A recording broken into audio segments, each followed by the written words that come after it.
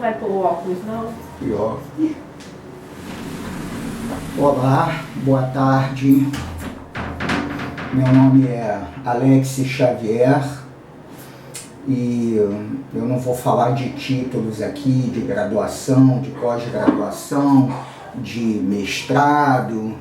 Nós estamos gravando esse vídeo aqui para poder passar uma ideia sobre um assunto que, através dos estudos, nós achamos muito importante estar divulgando esse trabalho. E é um tema que abrange as grandes dificuldades de se relacionar no nosso mundo hoje. E é um tema super atual e nós queremos discutir ele. O tema que nós vamos falar e comentar hoje é o triângulo da autoobsessão: ressentimento, raiva e medo, passado, presente e futuro. Esses três fatores, aliados a uma vida desorganizada, geram uma dificuldade de se relacionar muito séria, terrível, e às vezes a gente, através dos nossos estudos, percebe que leva a patologias sérias, impedindo o ser humano de ser livre. Nesses meus 46 anos de idade, há 20 estudando o comportamento das pessoas e principalmente o desenvolvimento de doenças ligadas a esse comportamento, nós chegamos à conclusão que o ressentimento, a raiva e o medo, esse tripé do triângulo da autoobsessão, é um dos problemas mais sérios e graves que o ser humano moderno poderia estar enfrentando e está enfrentando na sua vida no dia a dia.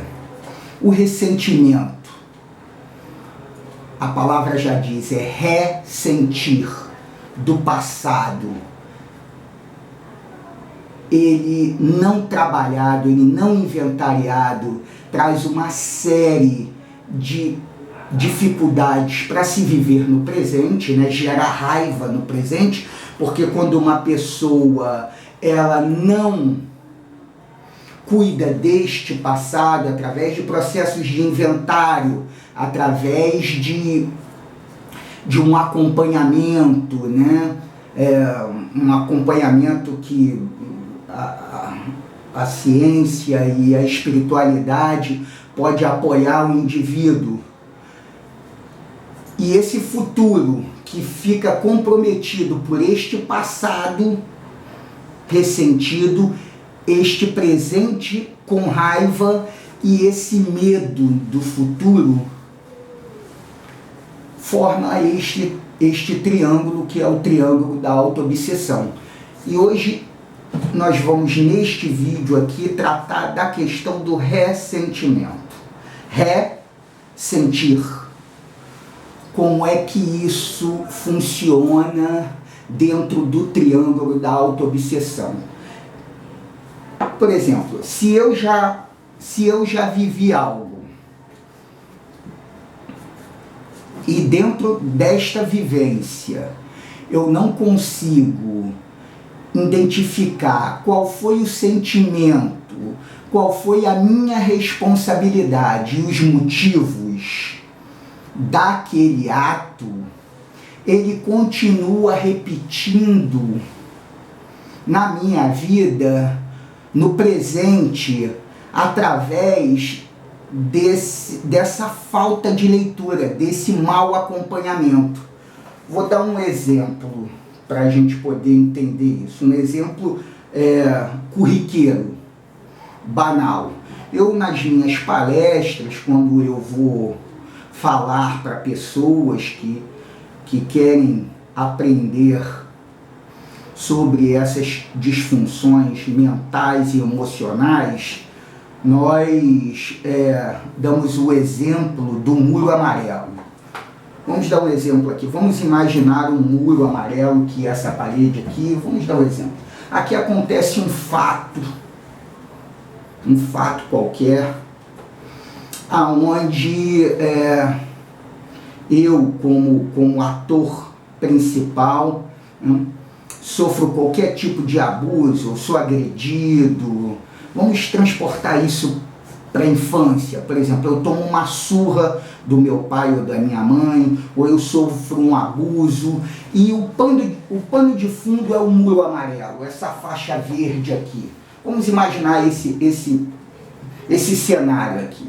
Aqui eu sofro um trauma, e de uma maneira ou de outra, né, eu, como mecanismo de me defender, encubro isso e vou continuando vivendo a minha vida, passando por ela, vivendo as situações, mas este momento ele foi traumático. Então, o muro amarelo é o seguinte: eu não vi a minha responsabilidade naquela relação ali, eu não vi os motivos, eu não vi mais nada a respeito daquele fato, eu só quero encobrir ele, apagar ele da minha cabeça. E isso é impossível. Por quê? Porque a maneira que eu vivi aquele fato, ela construiu um caminho na minha cabeça. Além dela estar lá, a ação e as consequências, ela faz parte de mim. Só que eu não trato isso, né? Não me perdoo, não perdoo os agentes externos e carrego isso pela minha vida toda. E aí, 20 anos depois, 30 anos depois, eu já com uma vida estabilizada, já em outros relacionamentos que não são aqueles lá da minha infância, eu me deparo casado em Veneza, viajando lá com a minha esposa, paro num restaurante que tem um cenário externo, porque todos os meus sentidos estão presos aqui, né? A visão, a audição, o olfato, o tato, eles estão ali, e eu me deparo com um cenário muito parecido com o cenário que me trouxe o trauma e que eu tentei encobrir durante todos esses anos.